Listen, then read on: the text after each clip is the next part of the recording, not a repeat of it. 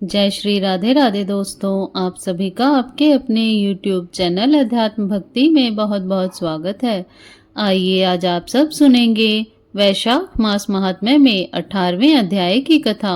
अब तक यदि आपने पिछले अध्यायों की कथा का श्रवण नहीं किया हो तो चैनल पर वीडियो अपलोड है, आप वहां से पिछले अध्यायों की कथा का श्रवण भी कर सकते हैं।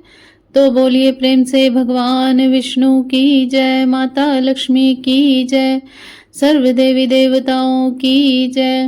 व्याध कहने लगा, हे मुने, मुझ पापी और दुष्ट बुद्धि पर आपने बड़ी दया की है। हे साधु, मैं आपका शिष्य हूँ, मेरे ऊपर दया करके ऐसा उपदेश दीजिए कि जिससे फिर मेरी बुद्धि दुष्ट हो, अनर्थ कार्य करने में प्रवृत्त ना हो। व्याध की ऐसी बातें सुन शंख मुनि बोले, हे व्याध, यहाँ धूप बहुत सताती है, ना यहाँ छाया है ना पानी, कहीं दूसरी छाया की जगह पर चलकर जल पीकर स्वस्थ चित्त हो तेरे सामने विष्णु भगवान के माधव मास का महात्म्य जो पाप नाशक है वर्णन करूंगा। मुनि की यह बात सुन व्याध वहां से थोड़ी दूर पर एक निर्मल सरोवर पर ले गया, जहाँ पर जल के जीव बगुला, राजहंस आदि तथा मगरमच्छ आदि सरोवर में शोभा दे रहे हैं तथा कुमुदिनी, कोकनद आदि अनेक प्रकार के कमल शोभा दे रहे हैं, भौरे गुंजार रहे हैं, पक्षी कलरव कर रहे हैं। किनारे पर बांस के वृक्ष तथा बड़, कदम्ब, इमली तथा सुगंधित वृक्ष आदि चारों ओर सुशोभित हो रहे हैं। वन के हाथी, हिरन, शूकर, सिंह, सुअर, गाय, खच्चर आदि विचर रहे हैं।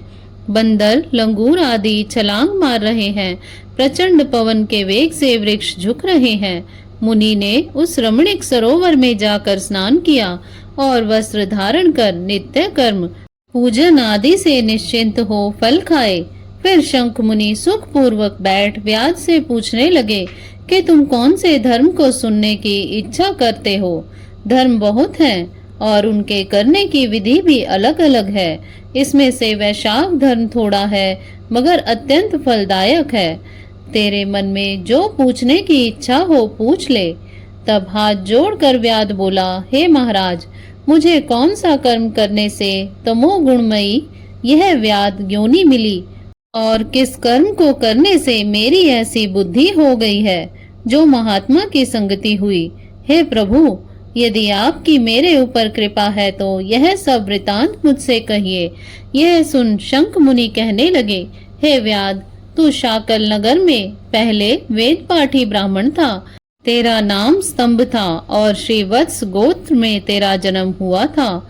एक वैश्या से तेरा प्रेम हो गया था, उसी की संगति के दोष से तू नित्य कर्मों का परित्याग कर शूद्र के समान घर आता था। इस प्रकार तुझ आचारहीन दुष्ट ने धर्म क्रिया त्याग दी, किंतु तेरी स्त्री ब्राह्मणी बड़ी रूपवती थी। वह वेश्या सहित तुझ नीच की सेवा किया करती थी और तुम दोनों की आज्ञा में लगी रहती थी। जब इसी तरह सेवा करते करते बहुत समय बीत गया, तब एक दिन तूने भैंस का दूध और मूली खाई तथा शूद्रों के भक्षण करने की वस्तु निष्पाव और तिल खाए। इस अपथ्य भोजन से तुझे दस्त और वमन होने लगी और दारुण भगंदर रोग हो गया, जिससे घोर वेदना होने लगी।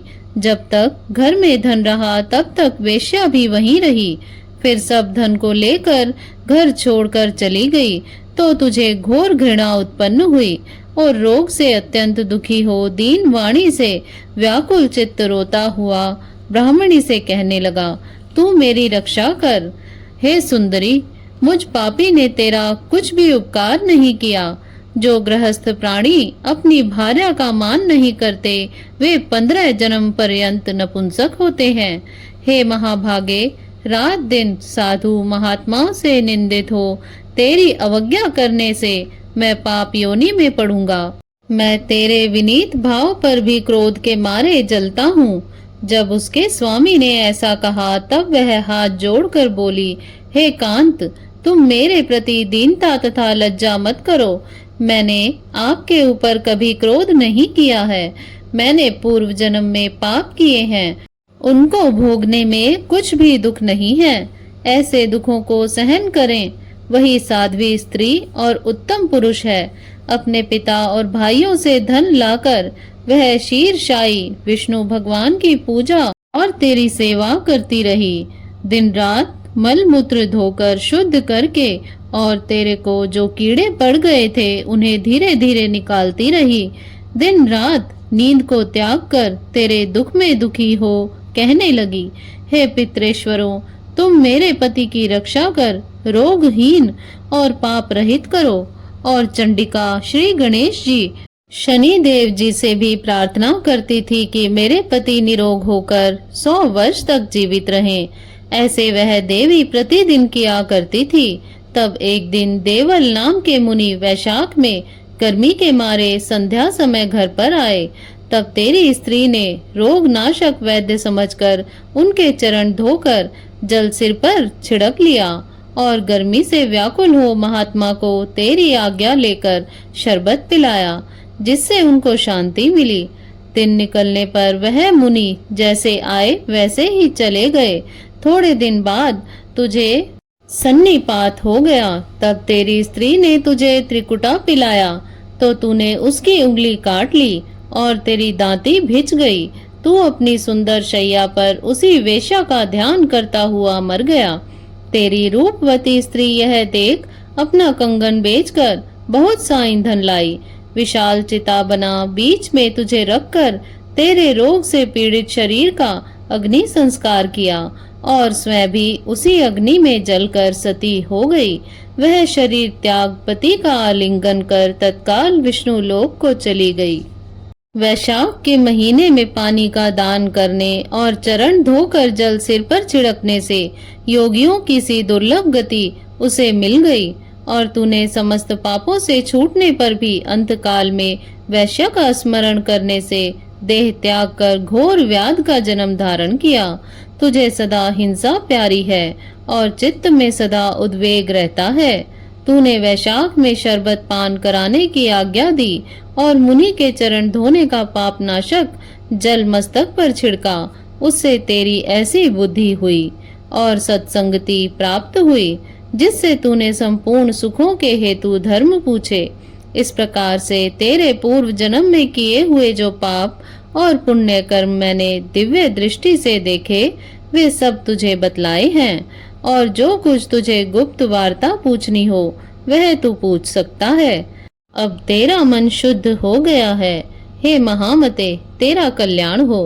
इस प्रकार से श्री स्कंद पुराणीय वैशाख महात्म्य में नारद एवं अवरीश के संवाद में व्याध पूर्व जन्म कथन नामक 18वां अध्याय पूर्ण हुआ। तो बोलिए प्रेम से भगवान विष्णु की जय, माता लक्ष्मी की जय, सर्व देवी देवताओं की जय। इसी प्रकार से ज्ञानवर्धक जानकारियां प्राप्त करते रहने के लिए, व्रत पूजा आदि के बारे में जानने के लिए तथा कथा को श्रवण करने के लिए यदि आप चैनल पर पहली बार आए हैं तो चैनल को सब्सक्राइब कर लें ताकि आने वाली वीडियो की नोटिफिकेशन आपको समय से मिलती रहे। वीडियो को लाइक करें, शेयर करें। सुखी रहें, स्वस्थ रहें। जय श्री राधे राधे। धन्यवाद।